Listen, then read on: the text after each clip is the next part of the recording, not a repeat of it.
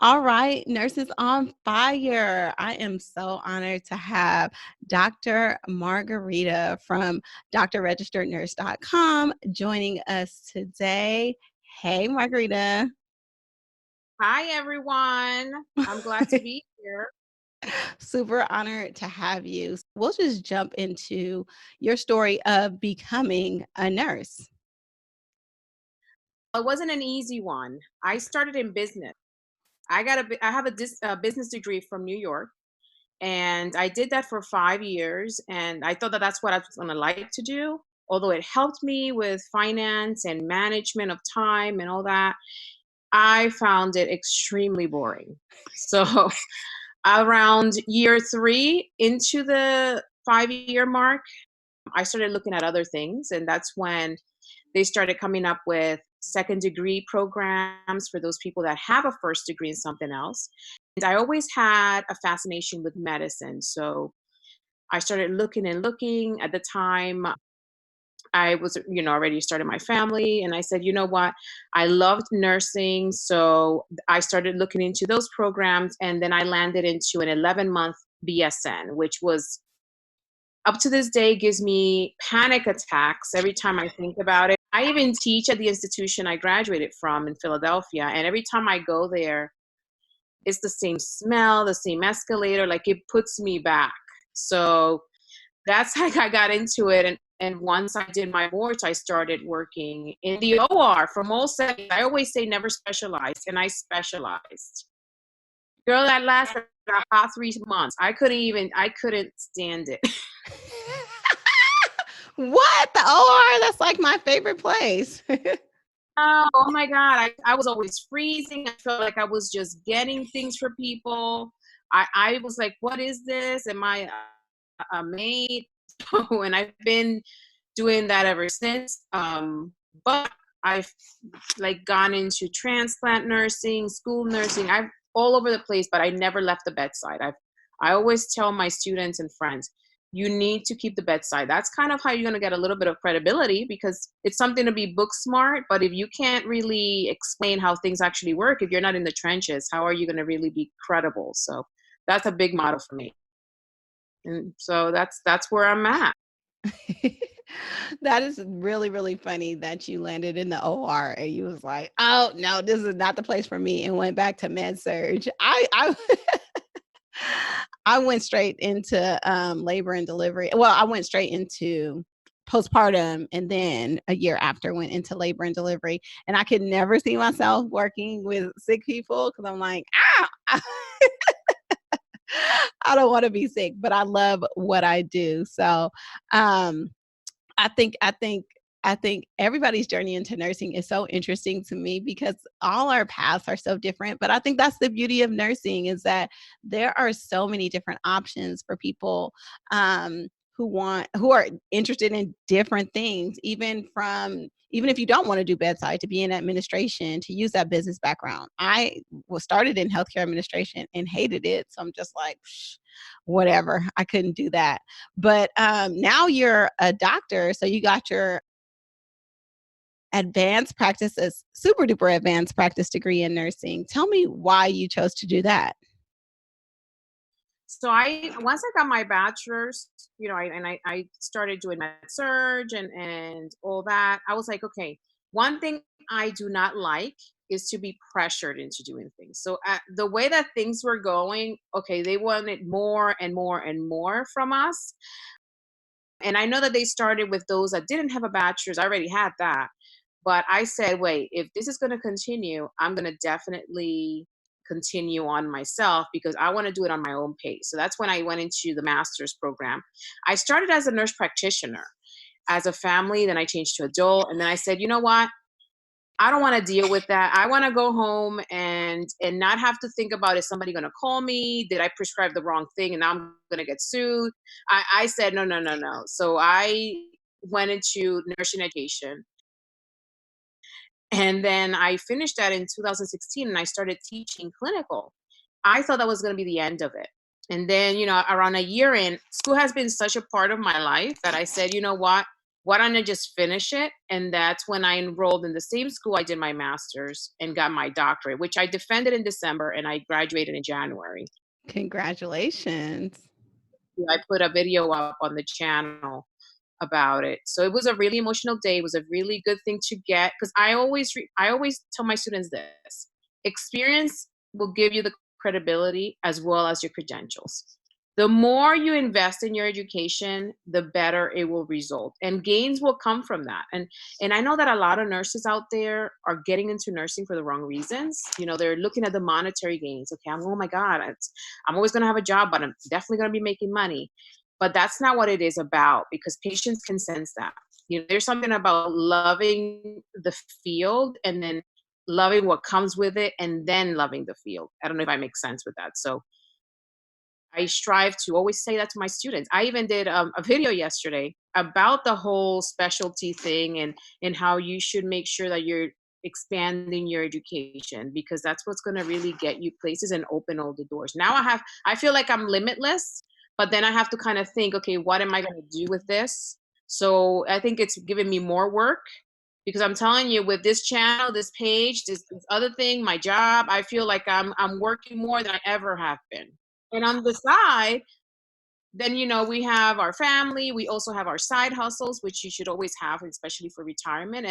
And I'm using a lot of that business degree that I got in that. And thank God my husband also, he's an engineer, but he's very focused in that too. So together we really have a good baseline for our retirement. That's for sure. Yeah. Well, that's awesome, and I love the way that you talked about investing in ourselves, just like investing in education. I feel like what nurses don't do, like we have to do, our CEs to make sure that we maintain our license, but we don't really heavily invest in ourselves, and invest in our just overall development, because it's so easy for us to get comfortable. But in a lot of times, in us getting comfortable, and because it's a finance podcast, our finances fall off, everything falls off because we just kind of go with the flow and we don't grow. And then we get to a point where it's like too late. It's too late. You feel stuck in your position. You feel broke. You feel totally burnt out. That's where the burnout comes in. So I want to know, like, what are some things that outside of your education that you've invested in to make sure that you grow, just as an individual? So we have our jobs. We are nurses. We teach. We do all this stuff. But sometimes that is something that can be dispensable. I mean, with the way economy is going, my God, the TV is off, because every time I look at it, the stock market's worse. And yes, we'll will it regroup and we'll get back? Of course it will, but it's gonna take even longer every time it backs up. So you can't. We always had the mentality, and I always had the mentality that you cannot depend on a job. When you depend on a job, it's kind of like you're in the hands of someone else and you're not in control of your own future, your own present. So I am a true believer in diversifying. Yes, do is it good to have a 401k? Yes, it's good to have a 401k because you get money from your employer. Hopefully, not everyone does it, but they do match. So that's free money. Yes, that's great. But how about if the stock market goes into a super recession and you lose all this money and then maybe you get sick? So what are you going to depend on now? So we always valued diversifying in real estate. And that's basically what we have focused a lot of time in. And honestly, our kids are going to be set when they're older. Like when I grew up, I wasn't born rich or anything. So what I've worked for. We always wanted to have our kids set up so that they don't know any struggle. Do they understand how those things were attained? Of course. In no way, shape, or form are they considered privileged. However, I know that my kids are gonna have to they're not gonna have to take a school loan to pay their education. I don't want them to get a school loan. That maybe, in with going to school again, starting from scratch. I had to take a loan, and I mean, thank God I finished paying that, but now I'm currently paying my doctoral one, you know.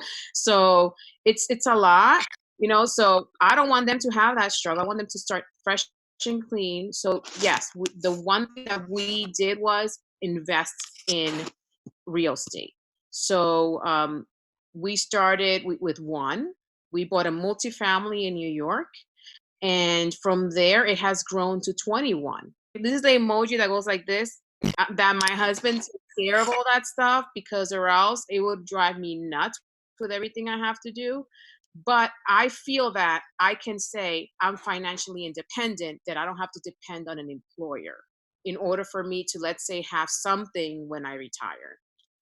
What does that feeling do for you, like when you are teaching or when you're going into the bedside or just working, like knowing that you don't have to depend on that check? I literally this morning was having some conversation on my way to Walmart, because I said, you know, when a lot of these people now, everyone has a YouTube channel. Okay. Everyone, I if I would have known how big this was gonna get years ago, but you know what? I wasn't prepared years ago. So things happen when they're to happen. And I made a big point about that this morning, that I truly do enjoy teaching. It's good to go into work, taking care of your patients, teaching your students because you really do love to do it, as opposed to because you have to do it. Because I'm telling you, there's a big difference when you're caring for patients, when it's like, oh my God, I have to be here and I don't want to be here, but I have to be here. You know what I mean? As opposed to, okay, I choose my own time. I choose when I keep my bedside. So I'm per diem. So I do my hours, but do I really have to kill myself? No. Do I have to really work 5 days a week? Unless, I mean, I can if I want, like if I want to be greedy, but do I have to? No. I'm truly doing what I'm doing because I love to do it. And I do want, and I tell this to my students. I was having this conversation last week with another group of mine, because they were asking me about what are the ways that they can invest. Yeah, I love that. Even though I am very heavily invested in the stock market, but there's risk in everything, and I think that we just need to understand that risk and know how to mitigate that risk, but also understand the person that you are, or the person that you need to become in order to make sure that your investments are set up the way that you need them to provide for you. So, I also love real estate as an option, but I was also one of those people that in 2008 lost everything because of my real estate investments when the market crashed last time. So I was like really super duper hesitant about real estate investing. And it's just something that I like in the last couple of years recently just got back into. But you know, there's risk in everything. And but the only way to build real wealth is to invest. And you can't build wealth by saving money because you're going to lose money because of inflation. You have to be willing to invest. But one of the best investments that you can make is in yourself and in your own personal growth. And then all the other investments in the market and in real estate and all those things, they'll come, they'll fall into place. But the best investment you can make is making sure that everything that you do is in developing who you are, and that'll pay tenfold, multiple folds over. So I really love that. You also talk about, well, I want to talk about how you went from one unit to 21 units. Like what happened? Like what was the mindset shift there? And how did you get there? Well, we started with the one in New York. That's the money maker. New York, you know, the rents are super high. And I mean, the units are large, but I'm telling you, if you live in New York, you can live in a shack and you're paying thousands of dollars. But this is a three-family home, and the two major apartments are 4 to 5 bedrooms, and then we have the other one that's like a big studio. It's open. I mean, it's equivalent to like 4 bedrooms, but it is like a studio that has no walls except in the restroom. So Those are big money makers. So after we did that for 2 years, we just kept that one. And once we build the equity for that one, and that's the key. Like a lot of people don't understand that you want to build that equity. Some people are just quick to just keep buying, buying, buying, but you have to kind of relax. It'll come with time. That house built equity. It was an expensive home, but it did pay itself. That's all we needed. And everything that was extra from that house, we sent to the mortgage. So it started getting even better. So the mortgage started getting paying quicker. The equity started rising. So we had less of a debt. So at that point, with the equity we built in that house, plus we saved, because once you get, like, we have our private home, right? So once you get another home, you can't really qualify for those first homeowner incentives or anything. So you do have to save at least 20%. But we had the equity from that other house. So whatever we were missing, we got it from there. And then we got the second one. So then we were keep building on the first equity, and then the second one started building equity. So basically we kept saving for the closing and deposit, but in reality, it was the equity that we built from the others that started the domino effect. The last, let me think, the last two that we bought cash, and we renovated. So we were able, and so we have no debt in that, and they're fully rented. Both of them are 2-family homes. Except for the one in New York, all of the others are around where I live. And then there's one that we had a plan that we wanted to finish paying one by the time our oldest was entering college. He enters college in September. Then the other one from New York is going to be finished when our second one enters college, and he enters in 2 years. So for each investment we did, it was for a purpose. Now the last 2 or 3, it was just to get them because it was opportunity. When opportunity knocks, you have to also have money in the bank to be able to grab it. Like the last 2, we bought them cash, but guess what? One was sitting there for like 5 years. People thought that the house was nothing inside. It's the most beautiful house inside, 2-family. It just needed upgrading. Do you know how much we bought it for? Let me see if you guess. It's a 2-family home it's a town that's a historic Italian American town in New Jersey called Gibbstown. It's very historic. It has like a riverfront. I mean, it's beautiful. We bought this house for, I think it was $48,000, In and New it's worth Jersey? yes, and it's worth Wow. 250. It's worth 250. So people got scared of it because they thought they had to do a lot of remodeling. But my husband's pretty handy, and we got it, and now it's fully rented. It pays itself. Plus, we have an additional $1,000 that goes straight to our savings just from that one. The one previous to that is on 2 acres. So 2 families side by side. Each side is about 1,500 square feet, 2 levels, and we bought for $35,000. And that's in my neighborhood, which is very pricey because Jersey, everywhere you go, it's pricey unless you go to like the hood. but that, and we fixed it, and it's worth literally like over $300,000 right now because that was an opportunity. One of the sides had a lot of work that needed to be done, and the other side, the lady was getting older. She was moving to South Carolina, so it was an opportunity. So that's a key. Always have some type. I would say, if you can, save at least $40,000 in the bank for an opportunity, because that's going to just double and triple by itself. Especially right now, I'm like, when people are talking about like the fear of this recession, all I see is so much opportunity. And that's why I'm like, this is a time to be cash rich. Like, don't take any loans just right now. Focus on getting your cash up because there'll be so many opportunities like that and then some. So I love that. But you told me that you didn't grow up with a lot of money. So how did you learn this stuff?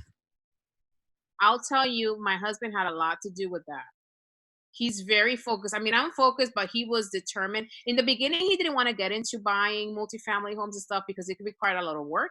And he's the type of person, he doesn't like to hire out because he says that when you do your own work, you want to make sure it's good and it's going to last. He doesn't like getting contractors for some reason. Recently, he's hired one that he really trusts. That's about it. but he likes to do things himself. So he was always scared to do it because he didn't know if he had the time. So that we started with the one, and then from there but we saved. When we got married, pretty young. I've been with my hubby since I don't know if I should say the age, but I just turned 40. But I've been with him since I was 14. So we've been together forever. So we got married. I was 19, and he never wanted to rent. So he literally, like, when you get into development and you pick the house, that's the one I want. That's what he did. And I still had a year of business school left, so I had to travel back and forth from New York to South Jersey. And we were literally home poor, because that is a word. There's home rich, right? And then there's home poor. We were home poor for like 4 years. We didn't go out anywhere. Everything was home. We didn't have fancy furniture. It was the basics, IKEA, some things like a table. It was what we needed at the time. And that is key to people understanding too. You don't have to start out with a bang. Who cares what people think? At least you have a house. Not many can say, oh, I got married, I had my new house and stuff. Who cares if you don't have all the furniture and stuff? That will come with time. And it did. After 4 or 5 years, and we were struggling. We were working to pay our bills. And then I go and start school again. We already had the 2 little kids. And it was hard, but we made it work. And I think that's what gave us the motivation to start with one and then continue and continue. And then it just grew itself. I mean, I don't even know how we did it, but I think it's when you're determined to set a standard for your kids and their future, and to also not depend on our job or pensions, because who knows, Social Security, who knows if that's going to even be there when we retire. I don't think it will be. Okay. So you can't really depend on that stuff at all. Mm-mm. Yeah, I love that you have a partner that you're totally on board with, but I cannot believe that he is so handy that he is willing to do all of that work. So we Do all, you want to see what he did here? yeah. Look at, you see all that? Really? You see the steps? Oh my God. He destroyed this whole house and redid it himself. Oh my God. Those were walls. He literally, all that iron work he did himself. Like, he bought the shapes and he welded it with his dad. He doesn't like anybody doing anything. He's currently working on this. This is the weirdest podcast. Look, I'm showing you. Oh my He's God. working on all that. So he's very, very handy. Oh my God. That is so cool though. We all aspire to have husbands like you, man. But that's cool. But I think the key lesson here is that getting on the same page financially with your partner is paramount. Like, that's major. When you're on the same page, you can accelerate your goals significantly. Not saying that you can't do it if you're not on the same page, but that right there, finding someone or having a partner that you can grow with and that you're on the same page with, man, makes financial independence or whatever your goals are so much more attainable. So I love that from the time you guys got married, you guys were head down and focused and on the same page and just growing and didn't start with a whole lot, came from really humble beginnings, but was still able to not only build like this real estate empire, but look at you, you're a doctor of nursing and you inspired so many other people in nursing, and I'm sure just in business in general. So let's transition and talk about your business that you have now, Doctor Registered Nurse. What do you do there, and where do you see it going? Well, I always said that once I finished my doctorate degree, and because I knew the struggles that nursing students go through when they're in nursing school, especially that a lot of them are going through these fast track programs because they have another degree, a bachelor's in something else. I knew that struggle, and I always said that I wanted to pay it forward and providing a way of learning that is conducive to actually retaining the information. Because a lot of students, what they do is that they try to memorize the information for a test. And I live by a model that you want to work smarter, not harder. So I try to teach my students that in order for them to work smarter, they should retain the information first so that when they have to review it, it's not really, now let me learn it again. So you're trying to do quality, right, instead of quantity. But that was my main goal, to be able to provide them a way that they can understand it, either through visual prompts or even when I go live. I do a lot of those on Facebook or watch parties. So that was my main purpose, to give them a way where they can actually understand and then also have the credentials to back it up. Because a problem that I'm seeing, how I said earlier, there's so many people out there trying to teach things. I'm not going to mention them, but there's one particular person that if I hear her name one more time, I'm going to drill something in this ear and it'll take my eyeball out. It's like, it's, but you know, do they work? Do they work in the field? You will never see me teaching pediatrics. I am not a pediatric nurse. You will never see me teaching maternity or labor and delivery. I will get an expert for that. So when you have someone that knows everything, people need to be cautious of it. Okay. It's kind of like if I want to go do a facelift and I go to a foot surgeon, it doesn't make sense, right? It just doesn't make sense. Okay. Or a general surgeon, that doesn't make sense. Or a vascular surgeon, doesn't make sense. So I wanted to make sure I had the credentials to back it up, as well as the experience. And now, because I could have probably done this years ago, right? But I just didn't feel that I was ready. So that's why I started opening all those avenues, and it's been growing quickly. Do I want it to grow faster? Of course. But I think that in the, let's say, 6-7 weeks that it's been open, it's almost to 1,000 subscribers on YouTube. It's growing on Instagram. So it's growing. It's growing. Hopefully it grows way more, but I'll accept the growth so far. Sometimes I'm impatient.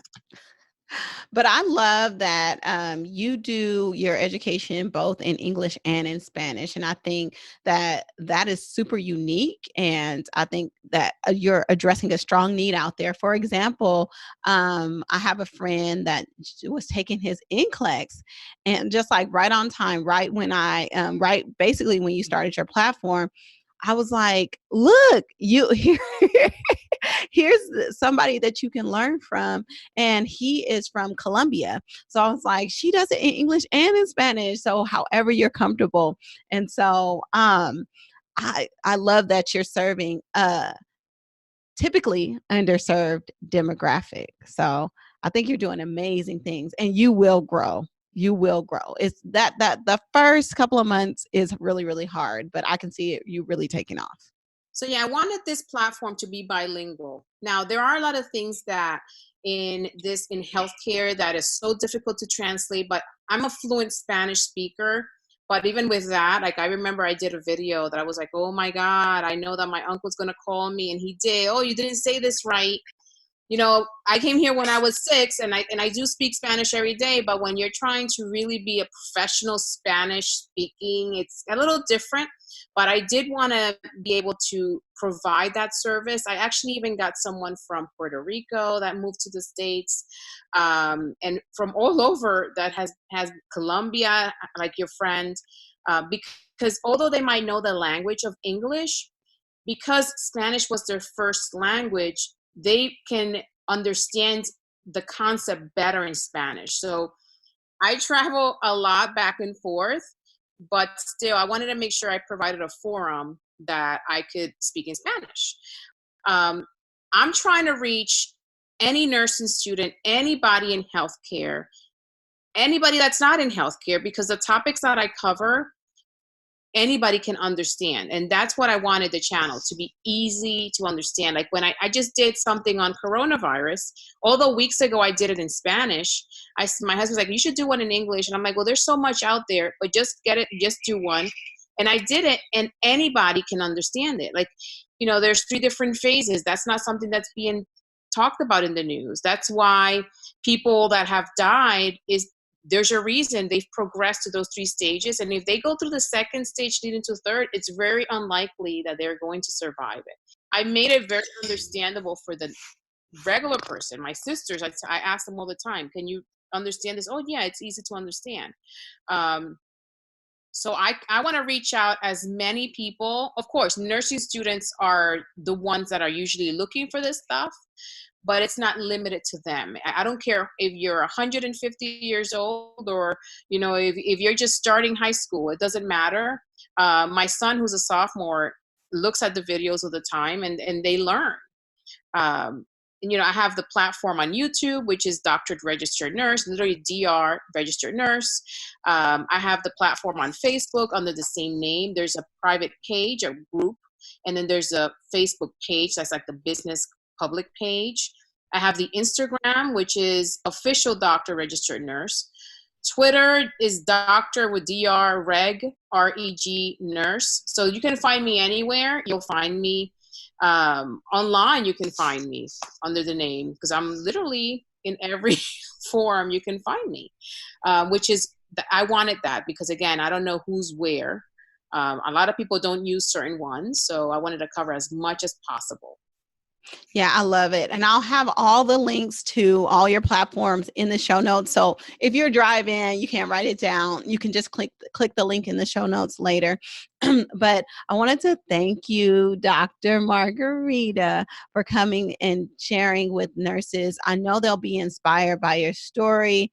And I don't know if you said it, but you're from the Dominican Republic, right? I am. Yeah, yeah. You came here at 6 years old. You started in your marriage with nothing, with not rich, and was able to build an empire. And you went on to achieve your doctoral degree, which is super aspirational. But the most important thing is that it's totally replicable.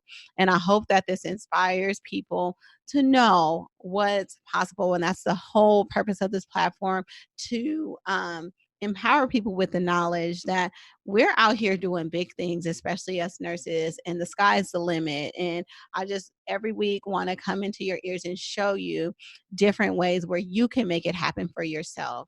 So any parting words you want to leave with the people, Dr. Margarita? To become independent, not depend on a job.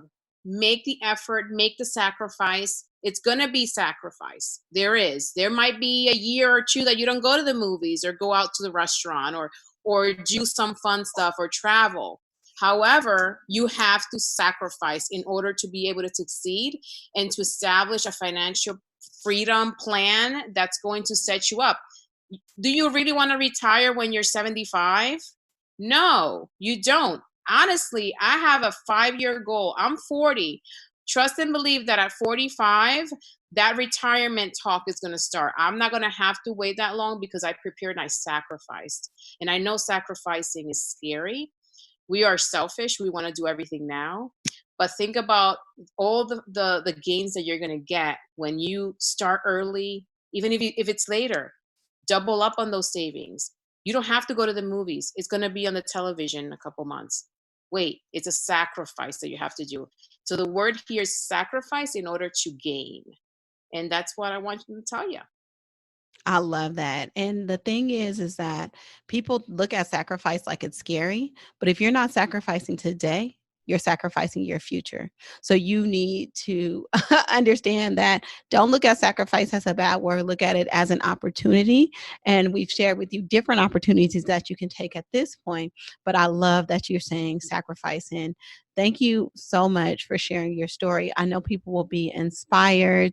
And thank you. And we're going to check back in with you at 45, because you'll probably be retired by then, because you have the passive income to do that. You have what it takes to retire right now if you wanted to. But I think conservatively, you're just giving yourself that time. And then, like I said, everything that you've done is replicable. So I hope people really take heed to the messages that you conveyed, because they're super strong messages. So again, thank you so much for sharing your story. Thank you so much for continuing to educate and inspire. And again, it was truly my pleasure. But you are my inspiration, because I need to get to Forbes. Okay. So I need to interview you so that I can get into the Forbes magazine. Yes. All right. Well, it was my pleasure. Any questions you got, send them my way. All right. Thank you.